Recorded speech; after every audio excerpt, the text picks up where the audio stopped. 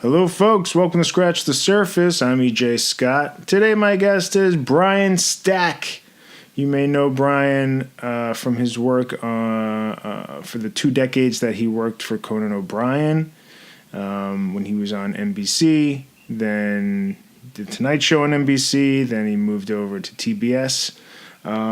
Brian was with Conan for most of that. And now he works on the Stephen Colbert Show on CBS. And you've seen him there. I think he's been there since the beginning of Stephen's show. And he's almost always in that opening sketch. They always have like an opening sketch right before the credits with the guests. And he's almost always in that. But he also writes for the show. He's an extremely funny guy, a great, nice guy, a hugely talented improviser. That's how I know him, through the improv scene. And we talk about a lot of stuff. We talk about Chicago and comedy and how he met his wife and proposing and having a family and being sober for 3 years and how he figured out that was the best route for him. And we just talk about a lot of stuff, a lot of stuff. So it's about a 2-hour interview, so we do cover a lot of ground. And he was kind enough to talk to me in New York at the offices at the Stephen Colbert Show, and that was really cool. Thank you so much, Brian, for having me there. Before I introduce the interview, just a couple quick plugs from myself. You can follow me on Twitter at EJ Scott and the podcast at EJ Podcast. I have a website, ejscott.com. I am on Instagram, ejscott1106. I have a documentary called Running Blind, where you could see me run 12 marathons in 12 months in 2012 blindfolded. What? Yep, it's true. You can find that on iTunes, Google Play, or Amazon. Digital copies only. It's only for $2 or $3. You can rent it or buy it.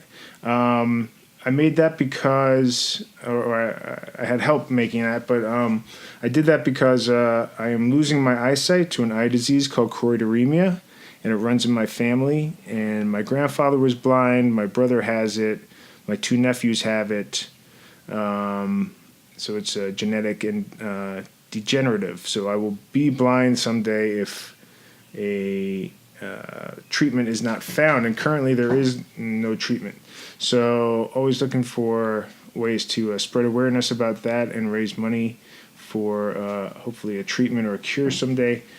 So go check that out, please. You could also subscribe to the podcast on iTunes and iHeartRadio. And if you could, pretty please, go give it a rating and give it a nice review and tell your friends about it. Trying to get more ears on the podcast. Always trying to bring awareness to that. Lots of great guests in the past. Anyway, so this is an interview. It's kind of older now, but still relevant. It's from April 13th, 2018. It's a couple months old, but it's a goodie. So enjoy my talk with the great Brian Stack. Hi, Brian. Hey, EJ. Thanks for meeting with me. Thanks for having me do this. It's my pleasure. Thanks. We are at your work. We are at the Colbert Show. Right? Yeah, here in the office at in the Ed Sullivan Theater building. Yeah. That's pretty cool. Do you like working in this? This historic building.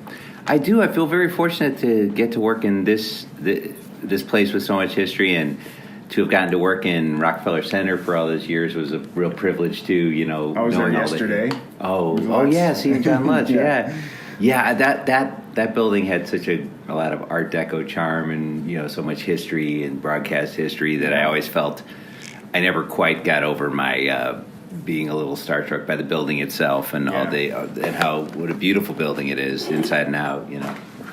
But the Ed Sullivan Theater, like the first time I walked in, I was just kind of blown away by the fact that, oh wow, the Beatles were on this stage, and Elvis and Lenny Bruce and all these people in the Stones, and that's kind of mind-boggling too. And David Letterman for 20 years or whatever. Absolutely. I regret never getting to see a Letterman taping because he was a huge influence on me, though, that show, especially his old late night show. Yeah. When I was in college and after college, his sensibility had a big impact on me in a different way than SCTV and Monty Python and other people that were a big influence. But the kind of way he approached irony and absurdity and silliness, definitely had a big effect. Do you watch on me. his new show on Netflix? I haven't seen it yet, but his guest lineup is unbelievable. It's really good. He's getting everybody. Yeah, he's. I was curious about how that would be, but I know. He said at first when he left his show, he didn't think he was going to miss it, but I think if you're a broadcaster, you're a broadcaster. It's in your bones, Yeah, no kidding. And after like decades and decades of doing something, and then even if you're just kind of sick and tired of it, after you stop doing it, I imagine you just go, well, I miss it a little bit. I think it's like something that's in the DNA of people like him and Conan and Stephen and I think Howard Stern. Yeah, I think it's just part of who they are, and it's what it's something I never imagined going away completely. You know? Do you wish you were performing more? Do you wish you were like on camera more? I love doing on camera stuff. I've never coveted the position of like host, the way. Even though I admire people like Stephen and Conan tremendously, and Letterman and people like that, and I certainly have the highest respect for what they do. I always kind of liked being in an ensemble of people. Like I've always my dream was always to be like a cast member on something like SCTV or like a sketch show, as opposed to being the host that's going by my own name and everything. Like I almost like being more anonymous and wearing silly costumes and stuff. So luckily I've gotten to do some of that over the years at Conan and at this show, and that's really where I'm the most comfortable, is just wearing silly costumes, doing character voices, things like that. Yeah. And like I always wanted to be Dan Aykroyd or Phil Hartman instead of being George Clooney. So that was just not that was ever an option anyway. Phil Hartman's way more interesting than George Clooney anyway. Yeah, I always felt that way. Just doing characters was always something, since I was a little kid, that always appealed to me. I never thought I'd be able to do it professionally, but it was something those were always the performers I gravitated towards, Martin Short and the SCTV crowd and Monty Python and all. Do you get to meet Martin Short? Was on the show the other night, on your show the other night, and do you get to meet these guys? Sometimes over the years, I've introduced myself really briefly just to say thank you. Martin Short was one guy at Conan years ago. I just gave a quick brief thank you to, just that I just felt obliged to just say, I just wanted to say thanks, for your work. And I've done that a few times over the years with people like him or Steve Martin or REM or, Paul Westerberg from The Replacements or, people that I just feel like obliged to, who've had a big impact on me and my thinking and everything. Andrea Martin, I met briefly when she was on Conan, and she couldn't have been nicer too. And I'm still very starstruck by all those people, but sometimes I do feel like I'm just going to go give a quick thank you, a quick hello, just to feel like... That's not so bad. Has it ever bitten you, like you're like, I'm just going to do a quick hello, and they're like, get away from me? Luckily not, because I've always been afraid of... Yeah, you're always afraid that someone you really admire and who's, turns out to be a real jerk. Luckily, no one I went up to was rude to me, but there are, I'm sure there's performers that just do not want to be talked to, and luckily I haven't run into that, but that was always my biggest fear, was walking up to one of them and having them just roll their eyes at me or something, Luckily I try to keep it brief. We actually woke up John Cleese. I felt terrible. I wasn't even going to go down and bother John Cleese, but all the other writers were like, we got to go down and meet John Cleese. We just have to. So we went down as a huge group, and there was strength in numbers, and we walked in, and I think we woke him up from a nap. He was napping on the couch. He's probably, he's in his 70s. But he was he was nice enough to kind of rub his eyes and talk to us. And I got the sense he had done that a lot with comedy writers over the years. He even said, "I suppose you want to tell me about the impact I had on you." And I was like, "Yes, that's exactly what I wanted to do." He can say what you're going to say before you say it. He pretty much called Right. it. Yeah. And like he could tell the way we walked into the room that's what we were going to say. And I'm sure he's been dealing with that for 40 years. Same with like Martin Short and Steve Martin. I'm sure, after 40 years, they impact generations and generations of people. Exactly. So when you see them in the street or something, you just, they get everybody from teenagers to 60-year-old men or something. Yeah, I think it's nice too when they still have a sense of humor about that stuff too. Like Martin Short, I said, "Excuse me, Mr. Short, I just wanted to give a quick thank you," and he said, "For what?" Like with a big smile, like I was gonna, like he didn't know what I was gonna thank him for. Like did I do something for you? And he was very, very funny, and I still think he's one of the all-time great talk show guests. Yeah, sure. Like Stephen actually said that on the show when he was on this week. Yeah. He said, "You're the best talk show guest ever," and he's like, "Oh, thank you." And he definitely is certainly one of them. Anyway, he's a great. I love Martin Short. I bought his book. I read. I saw Steve Martin interview him in L.A. about the book. Oh, that's so awesome! Great. It was so good. And I would love to have seen that. And Martin Short, he hosted Saturday Night Live a few years back, and I was like, "Oh, that's cute." Steve, like Martin Short, the old guy, is gonna host Saturday Night Live, but he fucking killed it. Yeah, he's got the energy of a 23-year-old. It's amazing. It's crazy. He still. A lot of my favorite performers never really lose that kind of childlike sense of enthusiasm. Like even Neil Young, you watch him play on stage. I took my daughter to see Paul McCartney back in 2005 at the Garden, and it was like I was going there almost like this historical thing, like we got to see a Beatle, But I was pleasantly surprised by how much energy he had. It was like a 25-year-old, He was just. It was fantastic, and it was so much better than I expected. Yeah, he still has it because I saw him last year. Oh, you did? That's great. And for the first time ever that I saw him, but he's like 80 something, right? He's like 80 or something. I think he's like 76. Yeah, I think he was born in 42. Oh. And I think he's. It's really amazing to see the energy he has and the enthusiasm he has, and he's a good He's a good ad for the vegetarian diet. I should probably switch over to that. I saw John Cleese in L.A. just like a week ago. Oh, you did? At the Saban Theater. Oh, cool. And he's touring with the Holy Grail. Oh, with the films going around? Yeah. Oh, so that's great. He's showing the film and then doing a Q&A afterwards. Oh, that's really cool. With his daughter as a moderator.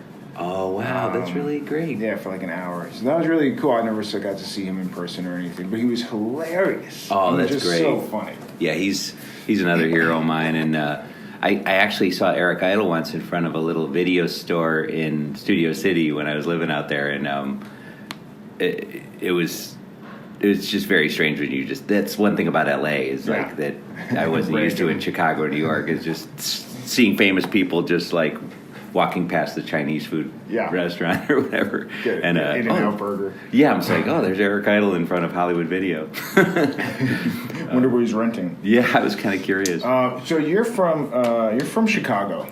Yeah, I'm from the Chicago suburbs originally, and then I lived in the city for several years after I finished school and everything, mostly on the north side near Wrigley Field. I lived in Andersonville when I lived there. Oh, that's a great neighborhood. Chicago, Did you have siblings? I have a younger sister. She lives in Wilmette now, a suburb of Chicago, and she works at an ad agency there. I'm proud of her. She's actually president of her ad agency now, which is that's great. So she's always been way more sophisticated, and she's smarter than me and more sophisticated than I am. So I've always kind of looked up to her, even though she's my younger sister. Yeah, well, and I mean, you can have two more different career paths, I guess. Like she's president of an advertising, you're like a writer for comedy and stuff. Yeah, it's very different paths. But I actually worked in advertising a few years after I got out of school in Chicago. That was my day job when I started out. Before I worked at Second City, when I was just doing improv for fun on weekends, I worked in an ad agency for a little over 4 years. Okay. And Did you think that was going to be your path?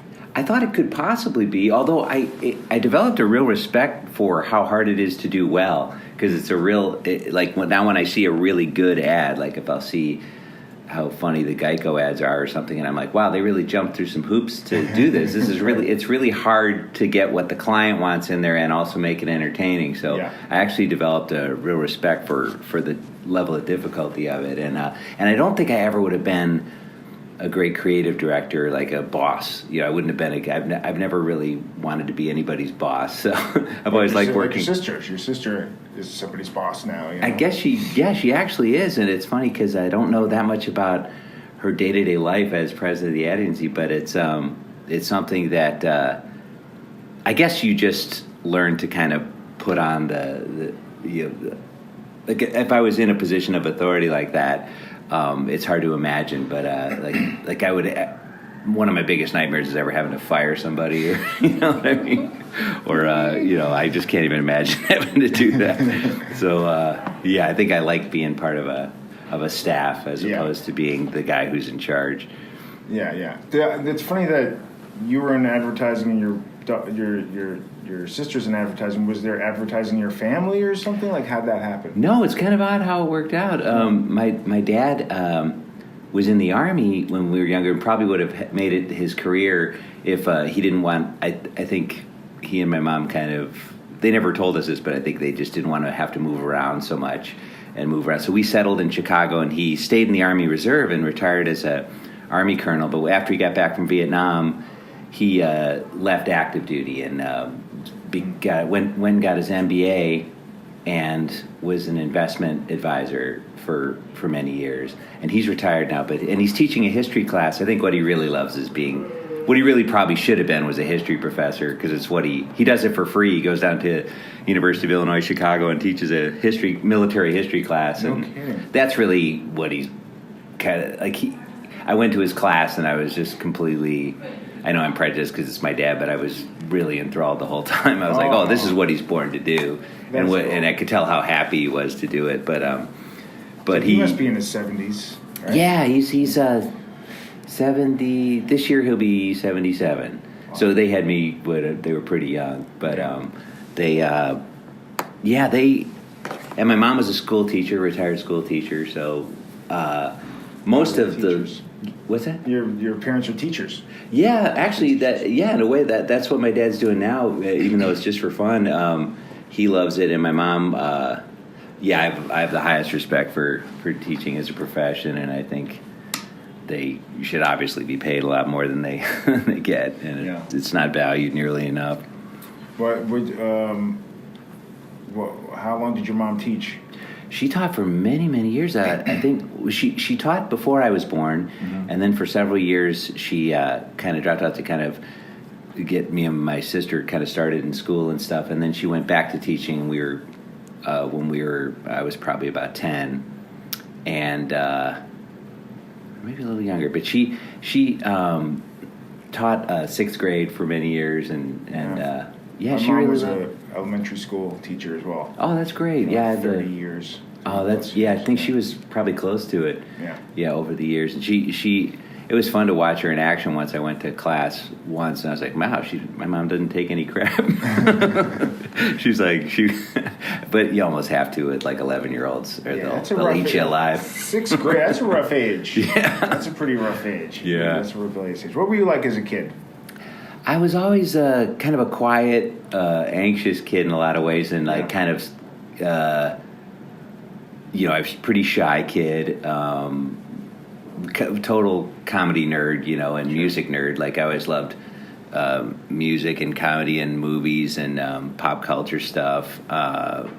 Wasn't really an athletic kid at all. Although I was obsessed with playing tennis when I was younger, and I played on the high school team, but I was never. I was so slow and clumsy. I was never going to be really good, Like I played constantly, but I was never gonna, get past a certain level. So did your dad, since he was in the Army and stuff, did he have like a gruffness to him, or like my son's gonna be join the Army too, or something like that?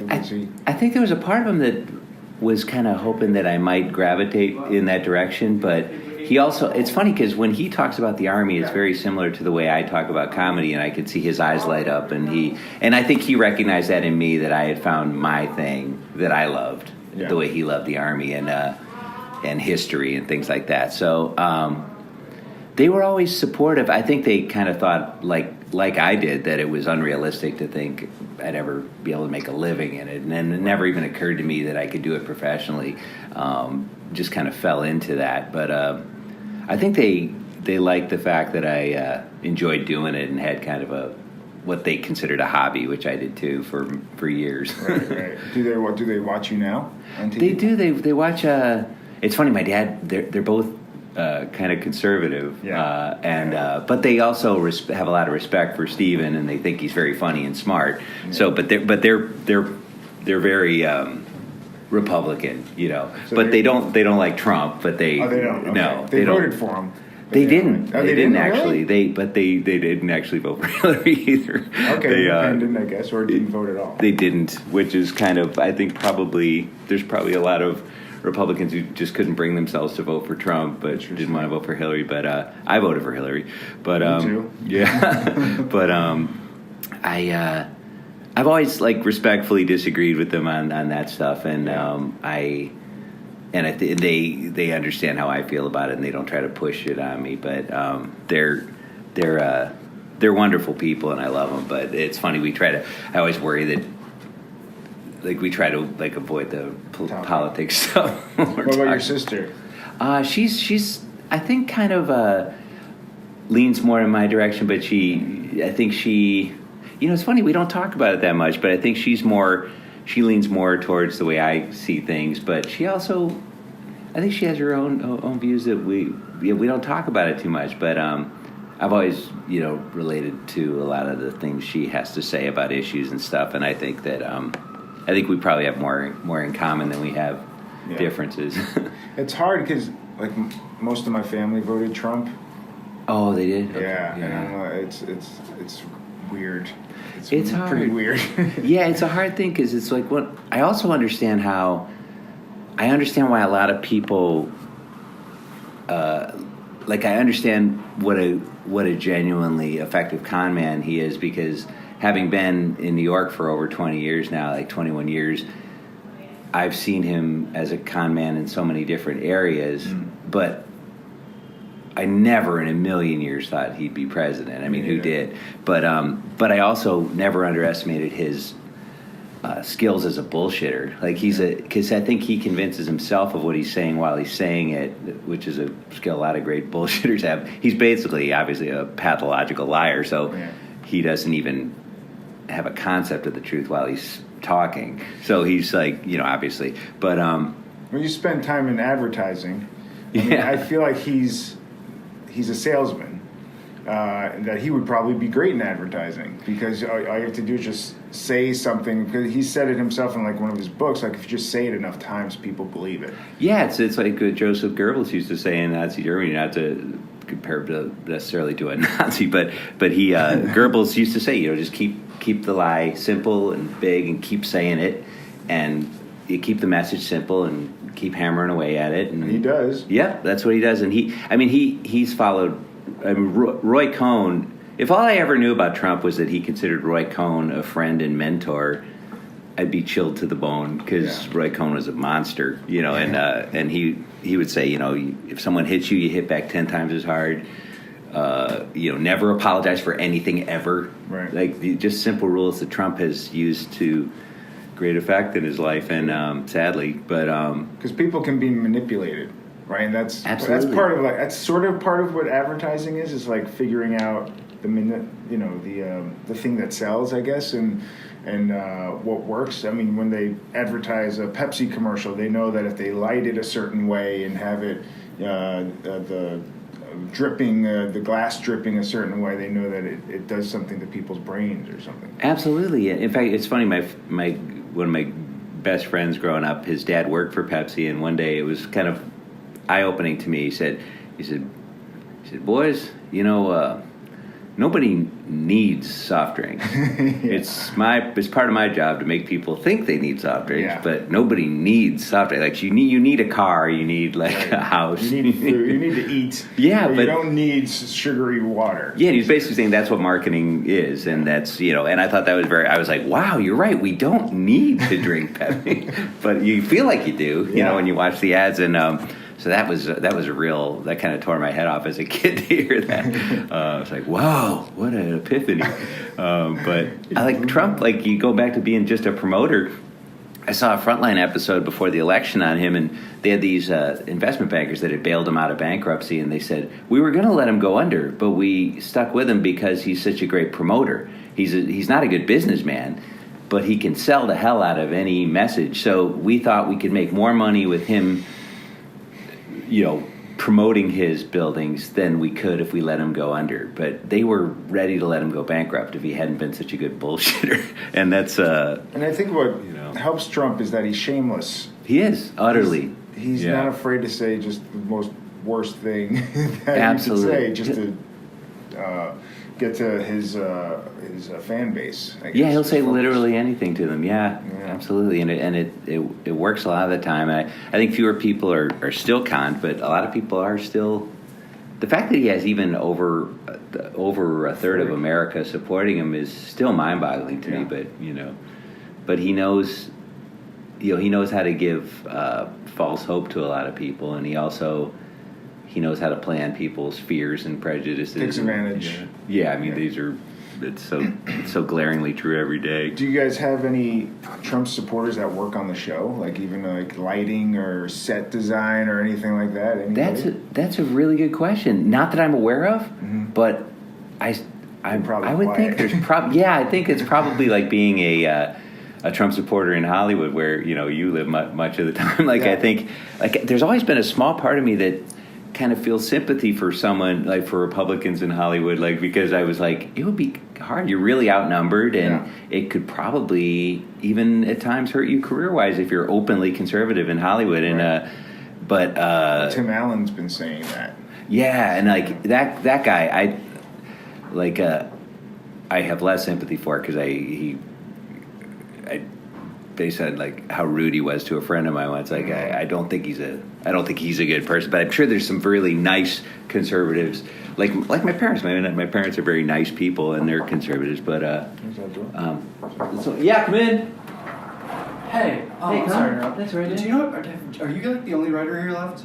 I might be. Okay. You need something? Amy's looking for Jen and Gabe, but I didn't know if you'd seen them at all. Oh, sorry, I didn't see him. That's okay. Okay, see him now. Sorry. Okay. Sorry about that. Is that something you can edit? Yeah, no problem. Sorry. It's a neat door. Yeah, it's kind of broken too. But Tim Allen. That's too bad. yeah, he's yeah. Anyway, I don't mean to get into that, but he's but there's like I know. I think it would actually be hard to be openly conservative in Hollywood. Like it would be hard to be in my own family, as most of them are Trump supporters and I'm not. So that's hard too. Sure. And very odd to. But how did you? I guess you always got along with your family members and stuff. Yeah, I love my family. I've always gotten along really well with them, and I was also, to be honest, like not the kind of kid who really made waves or was like openly rebellious, right. But I had a kind of quiet rebellious streak where I would sit back in school or at home and discount a lot of things I would hear. Okay. But quietly to myself, as opposed to standing up on a desk and going to a teacher, you're full of crap, man. I would just kind of quietly think, well, what he's saying means nothing to me, so I'm just going to completely ignore this. But who am I to tell these other people that this guy's full of crap? I'm just going to quietly think that to myself.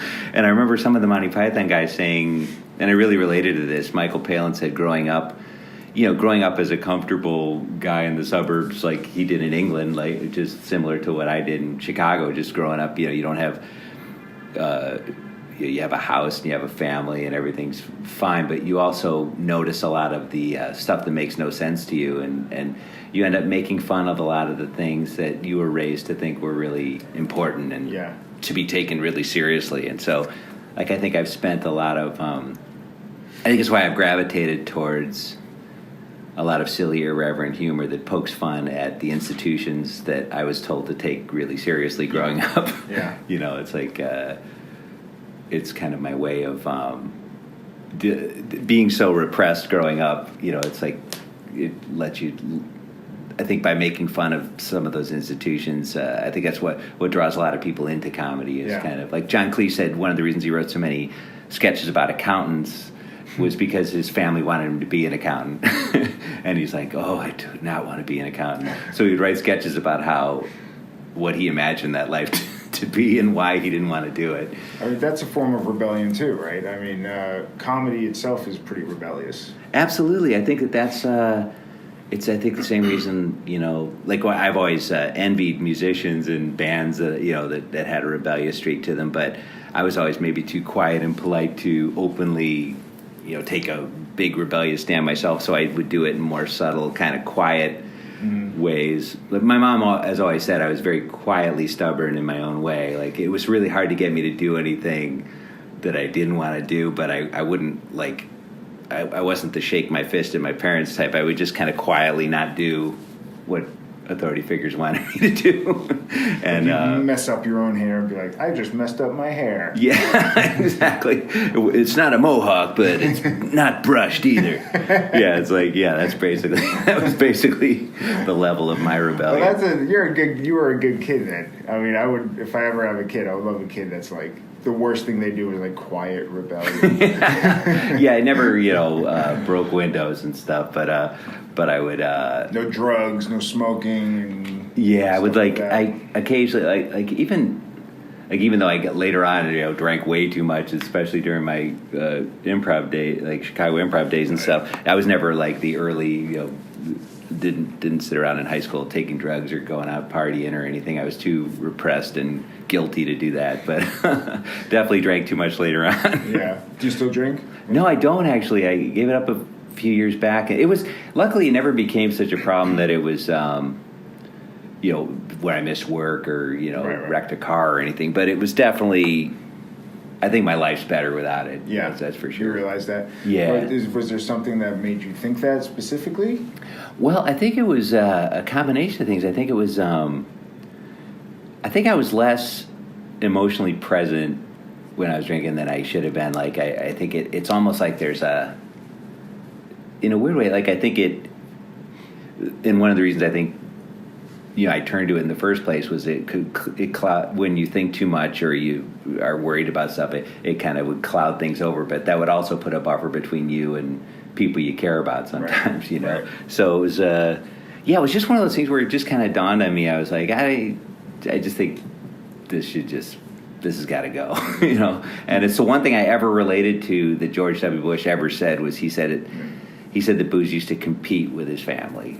And I think that there was a time where that was probably true for me, and if I'm really honest with myself, it was like another person in the house, and or at the bar or whatever, where we were. But luckily it never got so bad that it was like a rock bottom kind of thing, even though I'm certainly have no judgment against people who get to that point because I know it could have happened. If you can figure it out before you hit rock bottom, then you're ahead of the game, right? Yeah. You know what I mean, because some people, my brother's an alcoholic, and he went to rehab, and I said to him, Kev, his name's Kevin, you're lucky. It could have been a lot worse. Your bottom could have been a lot worse. It's gotten worse since, but I think he's sober now for some time, but he's working on it. It's a work in progress. Were you able to quit cold turkey, or? I did. I went to some meetings in LA and everything, and I met some great people there and stuff. I don't currently go out here or anything, but I think it's a wonderful thing, and it helps a lot of people. And I go to Al-Anon sometimes. Oh, that's great. Yeah, I know that helps countless people. And I know that I think just sharing your story, like one reason that I, like on sober anniversary or something, might mention it publicly is just because it helped me when other people did that. Yeah. Like it inspired me to kind of try it. Like I had friends, like, and my friend John, who's a drummer and one of the funniest guys I know, posted that he had a sober anniversary, and I was like, wow, I didn't know he quit, and he sounds so happy about it. Like, he sounds good. So I like to kind of. It's something that's worth being proud of.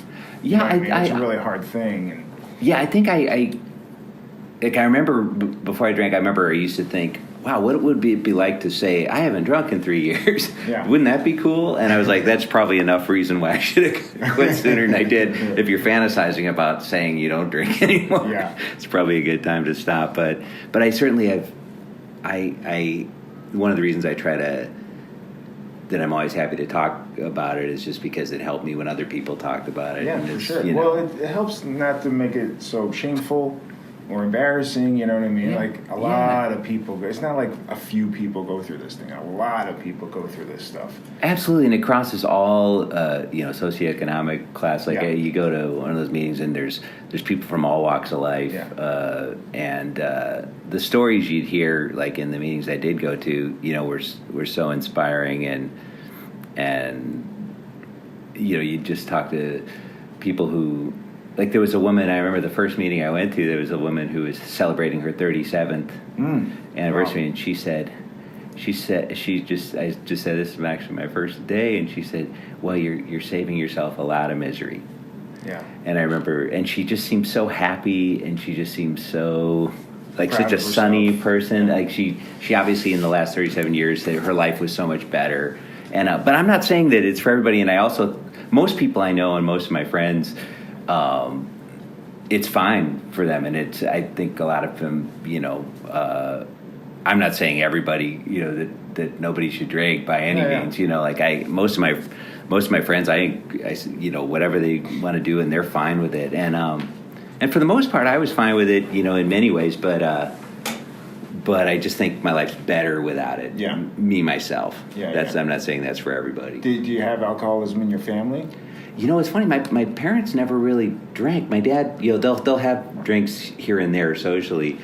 I think my grandfather, he used to really drink a lot of beer, but I never saw him get like out of control or do something. Right. I think he was kind of like a drinker like me. He just liked to drink beer and like I remember as a kid though wondering, why does Grandma always drive home when Grandma and Grandpa come? And he never looked drunk to me. He never got like out of control, but I didn't either. I think he was just one of those guys who liked to drink his beer. Sure. And that's pretty much what I did. I was never like a 3/5 of vodka guy or something, but I definitely drank too much for sure. Yeah. Beer was your choice? Beer and wine sometimes, not the hard stuff usually. Yeah. Like that never worked for me really. It's a little too much. And you're married. You have 2 kids. Yeah, my wife Miriam. We met through doing improv in Chicago, and she was in groups with me, and she worked with me in Jazz Freddy, which was a group we were in before Second City, and then I was lucky enough to work with her in the touring company at Second City, and then also in the ETC cast at Second City, and. And it's always fun.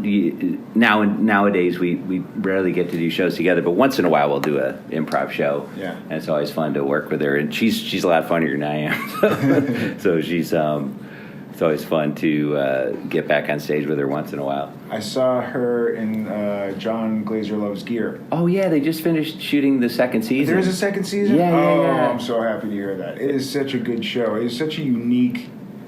I've never seen a show like it, and it's hilarious, and I'm glad that they did a second season. I was worried they weren't going to. I was happy to hear they were doing it, too, and it's funny because Miriam's pixelated in almost all the episodes because her character as John's wife doesn't want to be in the show.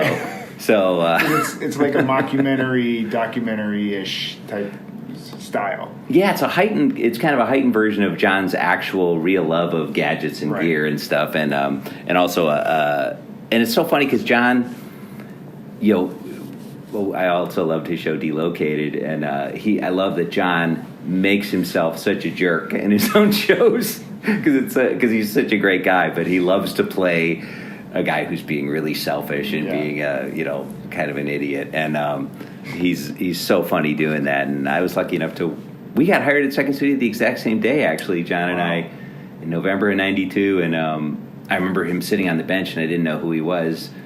I was like, oh, I wonder who that guy is. And it turns out we were both just being hired right at the same time. And he looked vaguely familiar to me, but then, we've been friends ever since, and got to work with him at Conan for years. And I've always been in awe of the originality of his thinking. Yeah. He has, the way his mind works is, it can be very nonlinear and very... And there's a smartness to the silliest things he thinks of. There's an intelligence to it that I've always admired. Without being like throwing in big words necessarily. It's just there's just a smartness to the silliness. Yeah, he's great. He did my show. He did the podcast. Oh, that's great. So he was so good. When the season 1 came out of John Glazer Loves Gear. Oh, cool. So you grew up in Chicago. Then you went to where'd you go to school? You went to college. Right? Yeah, I went to Indiana University for undergrad, and that was actually Mick Napier. The great Mick Napier, Second City director, founder of the Annoyance Theater, lived on my dorm floor actually, and he's the one that got me interested in improv because he had a group at Indiana University, and I used to go see them.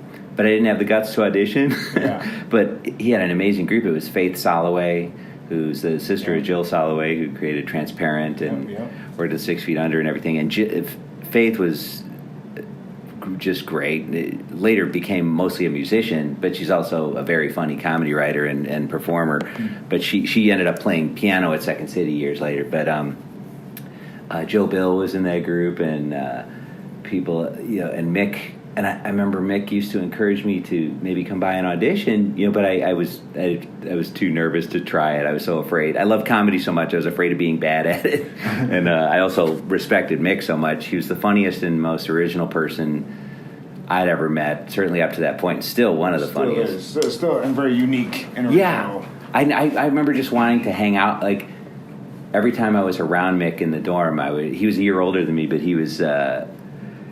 I just found him so entertaining, and I loved how he was unlike anybody else I'd ever met, and so funny. And I remember he took us to see Rocky Horror Picture Show. The only time I ever saw it in the theater was with Mick, and it was his 50th time seeing it. Yeah. And I was just this 18-year-old kid just going to see the movie, and but he was so, and he told me about it, and then I have him to thank for telling me about Improv Olympic, because back then it was almost like a secret society. It was so small and under the radar that you almost had to have someone tell you about it. And I bumped early 90s? This was 86 actually. Mid 80s. Yeah, 86. I went to I graduated Indiana in 86, and I bumped into Mick's old roommate from the dorms, and I said, "What's Mick up to?" And he said, "He's in Chicago doing this improv thing. You should call him." And I called him, and he told me about Improv Olympic. So the summer after graduating, I took a class with Sharna, a beginning class, right.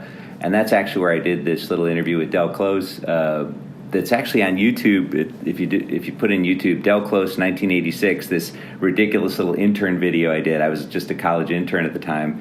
Did you put it on YouTube? Someone else did. I gave it the tape to someone who had heard about it. Yeah. And he put it on YouTube, because I don't even know how to put stuff on YouTube. But he was in Austin, and he was nice enough to put it on YouTube. So I'm glad it's out there for people to see. And some of the footage actually ended up in the I Am Chris Farley documentary. Oh, yeah. Because Chris was actually in my very first improv group. Because I committed to going to University of Wisconsin for grad school in the fall of '86.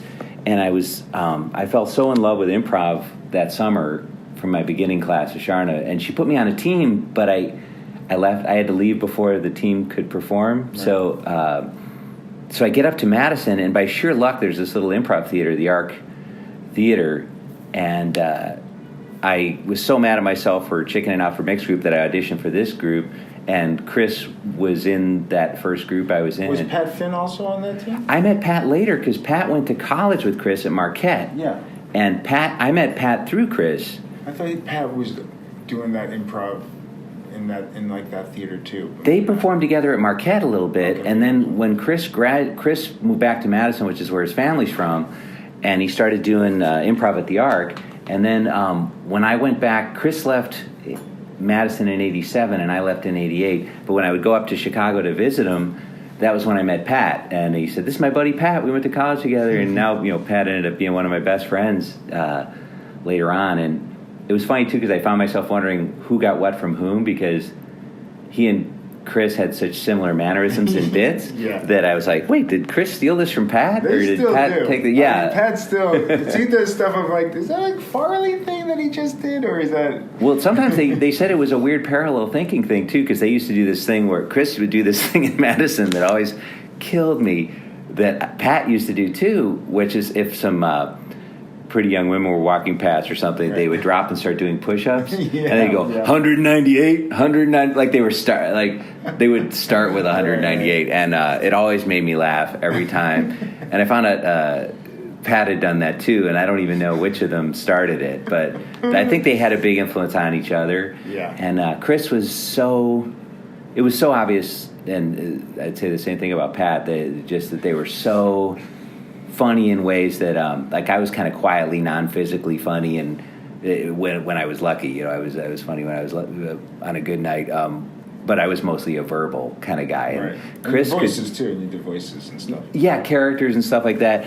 And but Chris and Pat, could bash off a wall and not get hurt. They could do things that would put me in the hospital. At first I would try it once and end up in traction, but they're so athletic and so flexible and physical and funny, in addition to being verbally funny. But they were.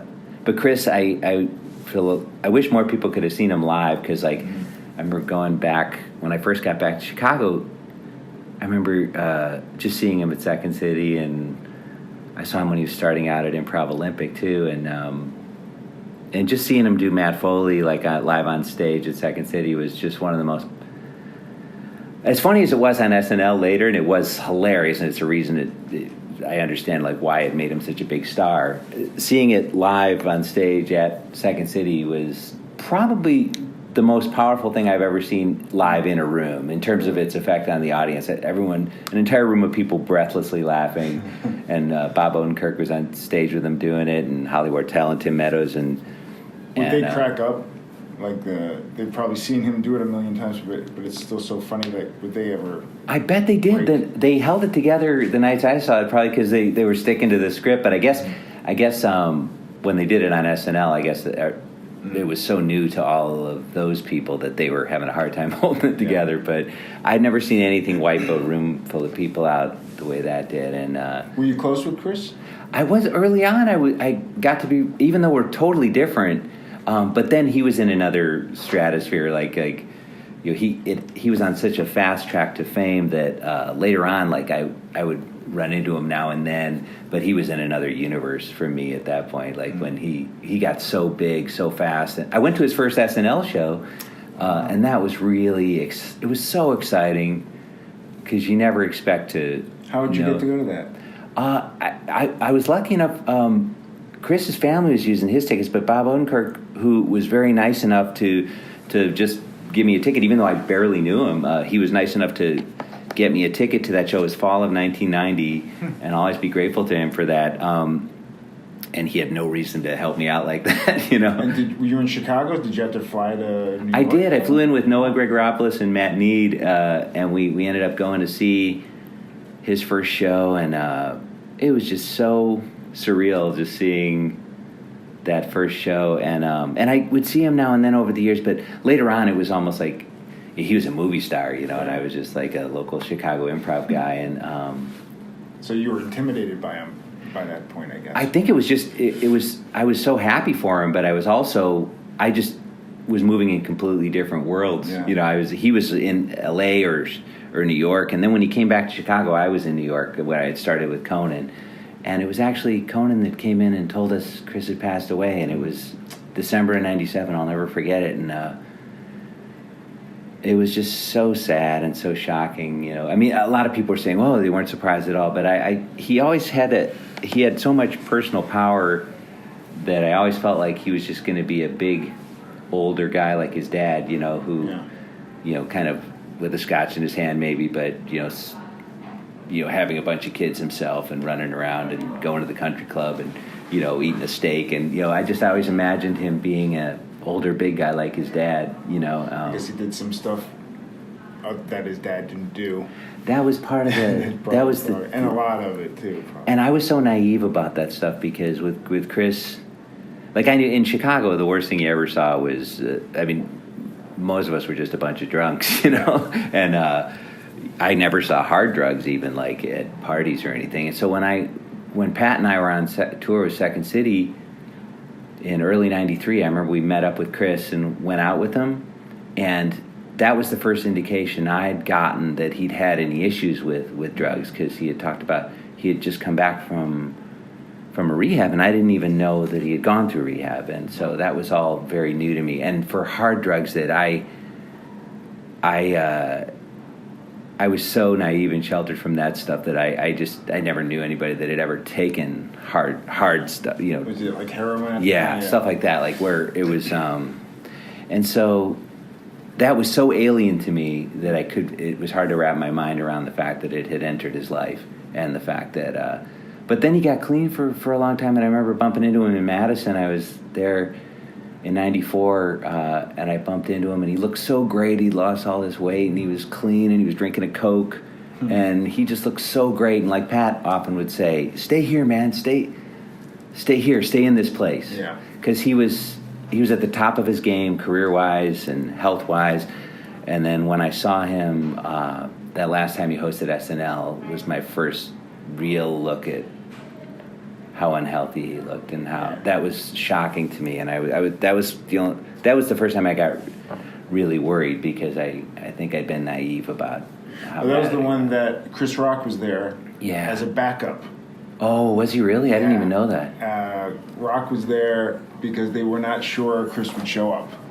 Oh, so wow. I didn't even know Chris that. Rock was there. Oh. But what made you go to that show? Just because you... I didn't go to that one. I went to the one in '90, his very first show. I didn't go to the one where he hosted. I think you went to the last one, too. No, I went to the first one. I never went. No, I just watched the last one on TV, like everybody else. And that was really shocking to me. No, the only time I ever saw SNL live in the studio was that time with Chris.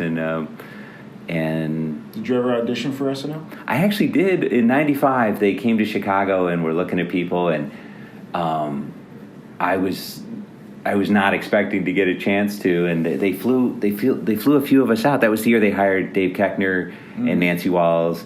And my wife Miriam actually was flown out twice. It was kind of between her and Nancy at the time, and Koechner got hired that year, and Will Ferrell got hired that year, and Molly Shannon, the Groundlings people, probably, right? Yeah, Chris Kattan I think came in around that time, and Sherry O'Terry. Yeah, Sherry O'Terry, all those people, and that was a real lesson to me. And I often talk to, when young people are asking for advice or something, I say one thing I would have in mind is, if you think you ever want to be on a show like that, have stuff prepared that you can do by yourself to camera. Yeah. Because all I ever did was ensemble improv work and ensemble sketch work. And for those kind of auditions, what they ask you to do, as you probably know, is just you do something by yourself right to camera. Yeah. And I kind of threw some stuff together, and it was pretty half-assed. And they were nice, but it was not a slick. 3 impressions and 3 characters or something, right? Yeah, they asked me to do like a political impression, and I sort of tried to do a Ted Kennedy, who wasn't even that relevant. I mean, he's relevant, but I sounded like Mayor Quimby from The Simpsons. I was like, yeah, let me just make this clear, And so it wasn't. He was hardly the focus of political life at the time. Right. I mean, he's always been there in the background, but and I did a little bit of Sean Connery, and that got a nice response. But I didn't really have a lot of material written or any, so I fumbled through it. I didn't have an ending to my bits, and that's okay. SNL doesn't have endings to most of the bits. Right. It was. They were nice, but I remember hearing that what Jimmy Fallon did, which I thought years later, which I thought was brilliant, which is he did a celebrity walkathon. Right. Where if you're an impressionist, it's such a great way to showcase what you can do. It's like bam, bam, bam. Here's Jerry Seinfeld. Here's Gilbert Gottfried. Here's this, and I was like, that's a great way to showcase yourself by yourself to camera. And Koechner had some great stuff prepared, and Nancy did too. And I give them a lot of credit for that, because and Will Ferrell, I heard did the Get Off the Shed bit, which he had done at Groundlings, which is perfect to do by yourself because it's basically there's other people that are invisible in the scene. Yeah. But that's a brilliant choice for an audition And he piece. was a cat. Oh, that's right. Trying to get the yarn or whatever. Which he later did as George W. Bush, I think. Trying to get the yarn, which is, and it couldn't happen to a nicer guy, you know. I mean, I was happy. He just got in a car accident. I know. I was so shocked. I was so happy to hear that no one had life-threatening injuries. Yeah. And apparently, Will was talking on the phone as they put him in the ambulance. So I was so happy to hear that because that was just terrifying to hear. Me too. He's my hero. He's like one of my heroes. Oh, he's such a talented guy and such a really sweet, kind person. Like, yeah. Did you get to meet him a bunch of times? I met him only a little bit through, mostly through Adam McKay, who was in my touring company, Sex City, and when I got to New York, Adam was still writing at SNL, and I met Will through Adam originally, and then I would see him when he'd come on as a guest. Like, he did some bits for us at Conan. He was always up for doing a bit. Like, a lot of celebrities just want to come in and talk about their project, which is fine. Yeah. But Will was always up for a bit. Yeah. And sometimes he and Adam would come in with an idea. But sometimes he'd say... He was Robert Goulet. Yeah, he did Goulet. So funny. We had one idea once where he said he always wanted to do stand-up comedy, and we pre-taped him in the afternoon as a heckler heckling himself. So he was just a-hole heckler in the audience wearing a Michael Jackson jacket and a mustache, just going, "Not funny!" You know, just yelling. And then Will getting really almost crying as he's doing stand-up and getting heckled by himself. And he was always... It's no mystery to me why writers loved writing for Will. In addition to being funny, he'll sell the hell out of anything he does. Yeah. Like, he'll commit to it 110% every time. Even I've seen sketches that, like, we'd watch Closed Circuit in our offices at 30 Rock. Sometimes you'd see them rehearsing sketches for SNL, and he'd sell the hell out of it in rehearsal. He'd sell the hell out of it.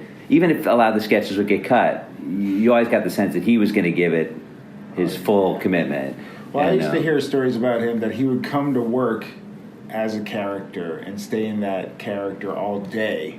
That does not surprise me. It sounds kind of like a fun Daniel Day-Lewis. Yeah, exactly. Or irritating, or just like, who knows? Well, he's like, he was nice enough to pose for a photo with my daughter at Conan in LA last time, right before I left, and he's just always been a very sweet, down-to-earth person. One thing I really admire about him too is he'll do little side things that just for the hell of it, because he thinks it'll be fun, like doing the Tournament of Roses parade, or doing a movie in all Spanish that Andrew Steele wrote, Casa de mi Padre. I mean, the balls to do something. It's just, this sounds fun, let's do it. Yeah. Like, not,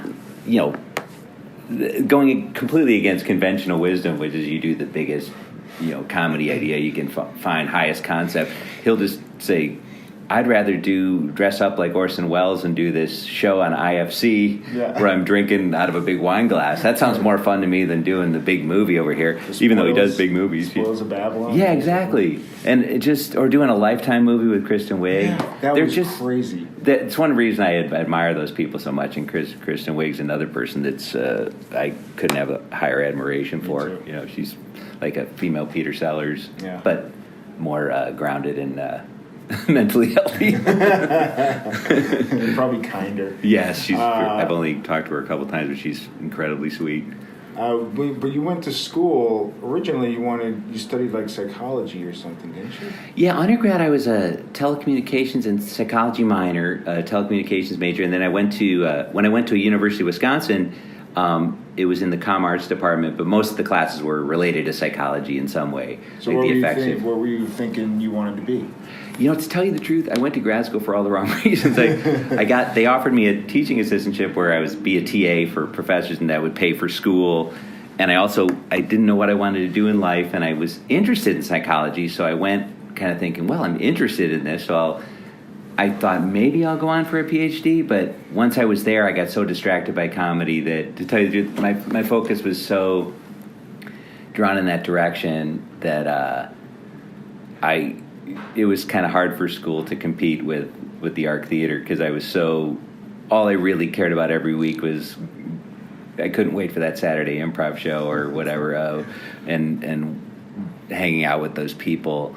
So it was a little unfair for me to, but I didn't know when I was going there that I was going to be so drawn to the comedy stuff. Yeah. It was just happened to be there, and I actually wrote an email recently to the chairperson of the department who's retired now, Joanne Cantor, and I just said, I just want to thank you. You were so nice and supportive when I was there, and I'm sorry I was so divided in my focus. And she's like, oh, you were fine. Don't worry about it. She's like, that was 28 years ago. It was it's like 30 years ago now. And she's just like, what are you talking about? She was very sweet about it. But I felt like almost obliged after all these years just to write to her and just say, look, thanks. I just...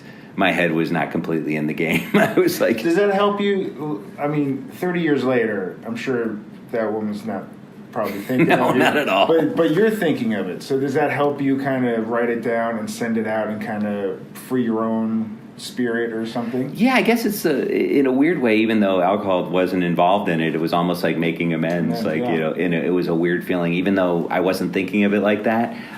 That's really what I was doing, I guess. I was kind of saying...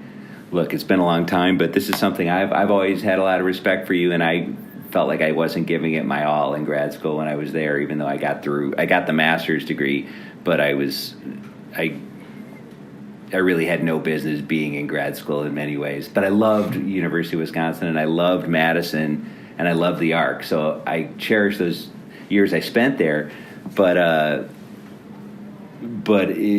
Even though my heart wasn't in academia like the way most of the people were who were going through that program. But it's good. I mean, in some ways it's good that you did that because you were able to find the path you wanted to take, which was comedy. So maybe you needed to do that to get on the right road. Yeah, and it's amazing how often stuff comes up that I learned in school that ends up coming up in improv and later in school, like things like Freudian analysis or concepts that, or history, the stuff I learned in history. I had this history professor in college, too, that I actually wrote a letter to just saying, look, I never even met you. I was in a big lecture class with you, but your class, I've used stuff from your class in these silly comedy sketches about Socrates or whatever, or about Alexander the Great or Julius Caesar and Hannibal and all this stuff, like these silly references that, my mom used to say that my dad and I are a treasury of useless information, but it ends up being surprisingly useful in comedy. Sure. You end up writing, I ended up writing comedy sketches about people like Socrates and stuff that I would never have written if I hadn't studied that stuff, and I certainly wasn't thinking that any of that would lead to comedy sketches, but it does in ways you don't expect. So I tell people a lot of times, what might feel like a waste of time, to study when you're coming up, you take a class in comparative lit or anything, can end up benefiting you in ways you'd never even expect later on, Or I tell people day jobs you have that you think are a waste of time along the way, or like, oh, when am I going to get to do what I really want to do?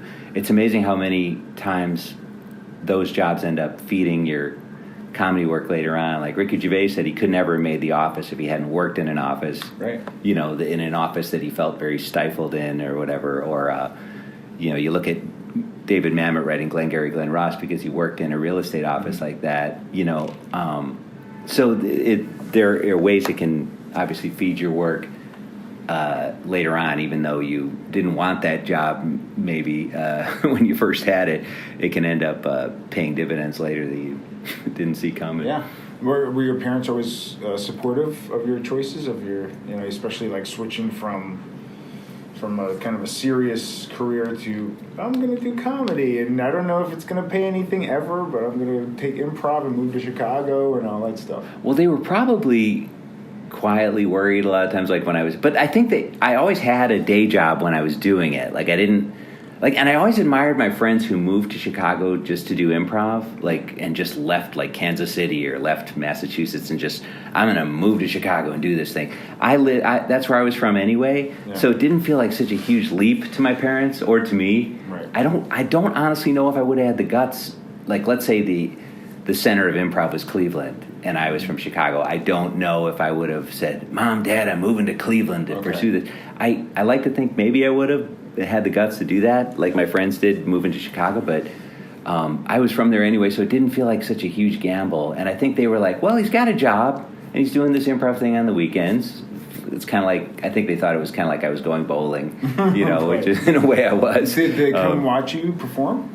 They did. They came to some of the Second City shows. They've only seen me a few times over the years, but they've come to see Conan and come to see the new Colbert show here. Like my parents came to see Stephen do the show last year and had a great time. And so they've always been supportive. But I think early on it just seemed like they were kind of supporting me playing paintball, you know, on the weekends or something. So it's like, well, it's harmless. He's not he's not throwing anything away. Right. And also, I learned from working in advertising that it's not really as secure a field as, you know, it might seem like. Because I remember there was a huge mass layoff at one point, and then I got rehired 2 months later. But it was like a bloodbath layoff. Like over half the agency was laid off in one day. So when I went off to work at the touring company, it didn't feel like I was entering a much more insecure field than I was already in. It's true. I never thought of that. I mean, like,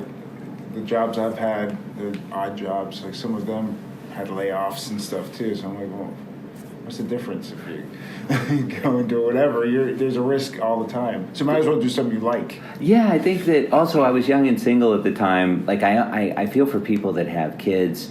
Yeah. Like it's hard to take a jump. Like I can't really imagine, like, if I had a child or two. And Kelly Leonard had called me and said, hey, you want to be an understudy for the touring company? Which I remember getting that call when I got hired into the touring company. And I don't know if I could have told my young wife and baby, I'm going to go hop in a van and go on a moment's notice to Lima, Ohio and do a show. For $100 or something. Exactly. It was $65, I think, at the time, plus $15 per diem, so we could get some tacos. But yeah, it was fine for me as a young single guy who just wanted beer and pizza money and lived in a dumpy apartment. It was completely fine. I was like, well, what do I really need? I'm living in a pigsty, and and I'm fine. But I feel like I really don't know if I could have made a leap like that from a day job if I had a wife and family. Even though I know people have done that, and I feel for the level of terror they must have. Yeah. You know? That's hard because your mind's not in the show; it's with your family and stuff. Oh yeah, I would think any decent human being would have a lot of self-doubt in making a decision like that. Yeah. How long did you do Torco for? I toured for a little over 2 years, I think. Yeah, like November of '92 to spring of '95. And then I ended up working in ETC. I took a little break, probably about a month, actually, off from touring. I decided to stop touring, and I thought, well, if there's an opening in the ETC and they think I'm right for it, you know, I'd love to be considered for it. And then Norm Holly asked me to do the ETC show. But I stopped touring partly because a lot of my friends who I was touring with had either moved away from Chicago or had moved into the resident companies, and I almost felt like I was touring with the next wave of people, and they were wonderful people. I remember I did one tour with Amy Poehler actually when she was just first starting, but it almost felt like I should make room for these people to tour. You know, I loved touring. I really did. I loved riding around in the vans with people like Adam, just doing bits the whole time, and Miriam, and like I had the best time touring. You met your wife doing that stuff? I met her when we were briefly in the training center at Second City in the classes, but then I really got to know her when we were in Jazz Freddy, which is a group that we were in with Keckner and Kevin Dorff and Pat Finn and Rachel Dratch and all those guys. And it was really a fun bunch. And Jimmy Crane was in there, and just a wonderful Noah Gregoropoulos, and just a wonderful bunch of people.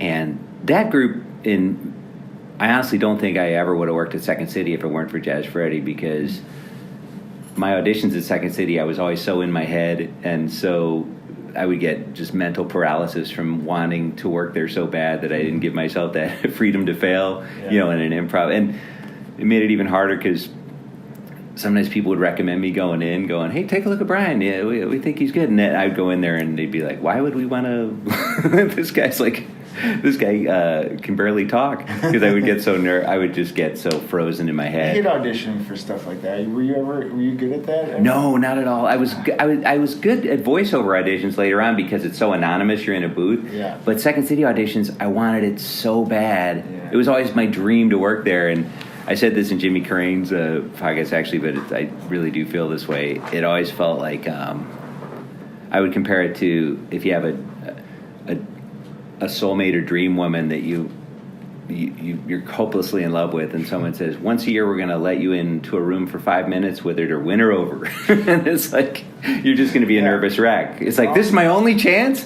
And it's not their fault, because it's just the system they have to. I don't blame Second City in any way for that system.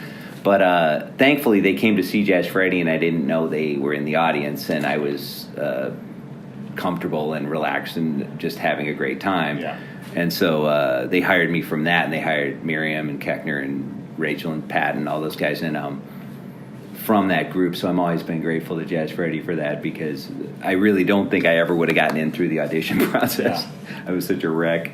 And so when did you start dating Miriam? Actually, we were friends for a while in Jazz Freddy and everything, and then Did you have feelings for her? I did. I said this to her, this is so corny, but I actually always felt like, even when I started in the training center, I felt like I knew her already. As corny as that sounds, it's true. I actually felt like who is that? I don't know her. I know her, right? No, I don't know her. And later we were friends for a while, and then I ended up going to visit her in Amsterdam. She was in the very first cast of Boom Chicago. Oh, wow. In summer of '93. And kind of started dating after that, and got married in '96. You dated her while she was living in Amsterdam? Well, I went over there to visit her, and we just had a really great connection, and like we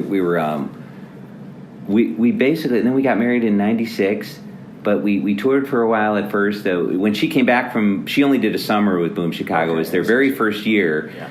And I could tell they had a really good thing going, though, because they had, I could see the audience. When I first heard about Boom Chicago, I was like, wait, how are you going to do a Chicago-style improv show in the Netherlands? Like, but I was so dumb, I didn't realize that everybody speaks English over there, and like everybody in the audience was loving the show. And I was like, oh, this is genius. This is going to run forever. And it has. Now they have their own theater, and it's 25 years later, and they're kicking ass. And Seth Meyers and Ike Barinholtz and all these people, Jordan Peele, all these people came through later. But Miriam was in the very first little... I auditioned, but I had one of those auditions where I was like, in my head I wanted it too bad. And, believe I couldn't relate more. I couldn't relate more. Yeah. It's just...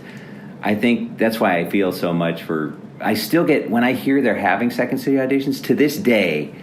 almost over 25 years later, I still get nervous when I hear they're having auditions there, because I get nervous for everybody that's going to have to do that. Yeah. And I went back a couple years ago. I stopped in at Second City, and Beth Kligerman was showing me around the new offices, and she said, "Brian, look at all the resumes for the first round of auditions," and it was a stack almost up to my waist. Wow. And she said, "Now we do like 3 days of first round," and when I went through, it was like one day, and then you do callbacks, and I felt even more for all the students, because on the one hand, I'm glad improv has grown and gotten bigger, but I also know with the sheer numbers that to try to break through that. Oh yeah, a lot of rejection. Well, there's just only so many slots, and it's just the reality of it. And I look at Second City now, and I think, like, even when I was going through, they also had Second City Northwest, so there was at least one more stage for people to get some stage time. And I mean, now they have the cruise ships and stuff, which is great. They didn't have those when I was coming up, but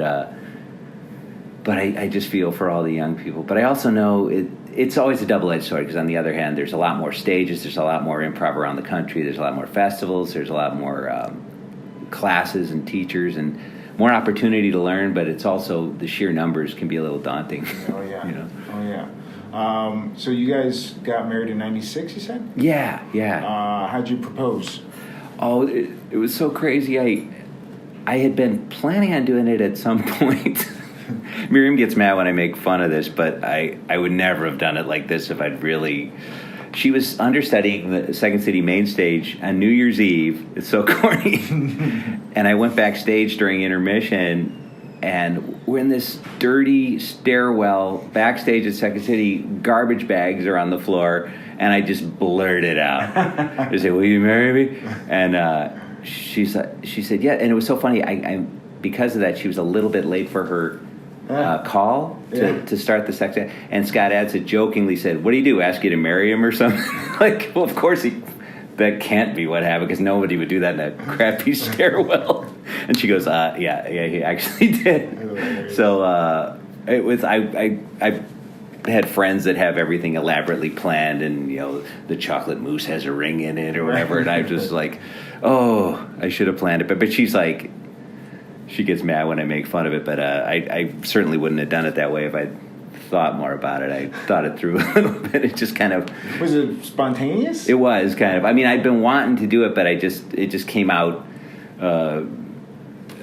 Just maybe some Second City has something to do with it in a weird, corny way. Just the fact that that's where I'd met her or something. But it just came out of my mouth. It was one of those weird things where you're saying something and you feel like you're watching yourself say something at the same time. Yeah. And but luckily she said yes, even with garbage bags all around us. And and then that was. It's hard to believe it's been this summer will be 22 years. Pretty crazy. But yeah, we got two daughters now. One's 20 and one will be 16 next month. And pretty Performers at all? I don't know if they'll want to or not. They both have good senses of humor. My younger daughter, I got to say too, is she's a lot like I was. She's shy but very, very silly, and she likes silly stuff. And I really love that she has. This is going to sound so snobby, but I like that she has good taste in comedy without me shoving it down her throat. Like, she came in, she told us the other day how much she loves John Mulaney, and I'm like, wow, she loves John Mulaney, because I love John Mulaney, but I had not played John Mulaney for her. Okay. She discovered it on her own and loves it. She loves like when she would joke about Ron Swanson, Nick Offerman's character on Parks and Rec. I'm like, you know about Ron Swanson? And she loves. It's almost like a dad who plays baseball finding out his child wants to play baseball. Like, not that she necessarily wants to do it ever, but just that she loves good stuff that I like. Like, I'd be kind of bummed if she liked something. I'd be like, really? You like that, huh? And that sounds so snobby, but I just got to admit it's true. I'm proud that she likes John Mulaney. I'm proud that she likes Parks and Rec. And she's like, I like Jimmy Fallon. That'd be okay. I actually like Jimmy. I think he does a totally different kind of thing than we do, but I actually like Jimmy. And he was so nice to Miriam and Colette. Miriam did a few bits at Jimmy's show years ago when he was at Late Night, before he did the Tonight Show. And she used to do his Downton Abbey parodies and as the Mean Maid, and she did the Game of Thrones thing they did. And he was always very nice to her and Colette. So, and he's always, I've only talked to Jimmy a couple times, but he is a nice guy. Yeah. But he does a completely different kind of thing than we do. And I think there's room for both. Late night guys. I love all you guys. Yeah, I've never met Kimmel, but he seems like a good guy. I know nothing about him personally, but and I know barely anything about Jimmy. But Stephen, it's funny because Stephen was a guy I admired so much even back in the Chicago days. He was just when he was in the cast with Carell. And in fact, the first time I ever saw Stephen perform was when he was in Chris Farley's touring company. It was the fall of '88, and I went back to Chicago, and I was like, I'm going to go see Chris's first touring company show. And I went, and Chris was the only person I knew in the company, but it was Stephen, Chris, Ian Gomez, Rose Abdu, Jenna Jolovitz, who ended up on my Improv Olympic team, and they were just... And Paul Dinello, who works with us here at Colbert now, he's one of the producers, and he did Strangers with Candy with Stephen later and Amy, and then Stephen was always a guy I was just admired so much for his writing as much as his performing. Like, he's as much a writer as he is a performer at our show too. Like, he's in the rewrite, he's constantly he's as involved as a writer as any of us are, or more. That's, I think, the way Conan was too. Conan was as much a writer of his show as he was a host. Well, what is the the routine here? Like, what do you come to work and then what? Well, we get in the morning and we usually do like a preliminary pitch meeting with just the writers, and then we'll go into about a half hour later. We go into a main all departments meeting with Stephen And the pitch meeting, the first pitch meeting, is just ideas you guys have? Yeah, we usually pitch because it's such a topical headline-driven show. We usually pitch stuff off in the morning. It's usually topical. It's much more topical than Conan was. A lot of times there would be entire weeks at Conan where we didn't even really, other than his monologue, which I didn't work on or rarely worked on. I usually was just a sketch and bit writer at Conan, so there would be times where there would be days where I didn't even look at a headline. I'd be writing the good old days. Yeah. Well, I've enjoyed the challenge of having to do that here at this show, but it is so much more of a news-driven, headline, topical show, and it's been a challenge, but an interesting, fun challenge to try to adapt my brain to that, because I've always been more gravitated towards silly character type stuff, and luckily we still get to do some of that, but some of the people here just blow my mind with their ability to look at a political data point and come up with a really funny joke on it. Like, I'm just in awe of the intelligence and the wit that I used to feel the same way when I watched The Rapport. I would be like, wow, this is great. I don't know how they do this, but it's great. And so it's been a challenge, and it's been fun at the same time to try to shift my way of thinking more in that direction. And I try to contribute however I can with doing. I do contribute political, topical jokes, but I also try to contribute, in terms of doing some silly characters in the cold open or something. Yeah, you're in most of those filmed sketches, I'd say. Well, I'm grateful to Paul Danello and Mike Brum, who run the cold open team. A lot of times they'll ask me to jump in for those things, and I'll sometimes kick around ideas with them earlier in the day, but a lot of times they'll come in with a fully written piece, and we do so much last minute stuff. They're like Brian, we're gonna have you be a trucker, and I'll just be like, okay, thanks, sounds great. And so I'm grateful to them for tossing me into that stuff, because I try to help out as much as I can with those things, but a lot of times they'll come in, and I sometimes haven't seen the script till I get down there. I'm working on other stuff. Yeah. But I'm always grateful to do it, because I think I'd really miss it if I weren't doing any performing, if that wasn't part of the picture. Because do you get to perform on like improv ever these days? The only thing I usually do these days, there's a once-a-month show at UCB here in New York called Gravid Water, which I also did in LA at UCB when I was out there, and it's such a fun show to do. It's one of my favorite types of shows I've ever gotten to do, actually, because they send an improviser and an actor on stage. The actor has memorized lines from a play and has to do the lines as memorized in order, and the improviser doesn't know what the play is. So which is also, when I was learning improv, it's also an exercise. Yeah, playbook, basically. Yeah. The only difference is someone isn't standing there holding the playbook. Yeah. They've memorized the lines, but it's the same basic principle. It is an improv game, basically, but it's a scenic game, and they get these amazing actors that you get to play off of. Like, I've had actors crying on stage, tears. Jennifer Carpenter, who played the sister on Dexter, she did it in L.A. once, and there were tears coming down her face. Oh.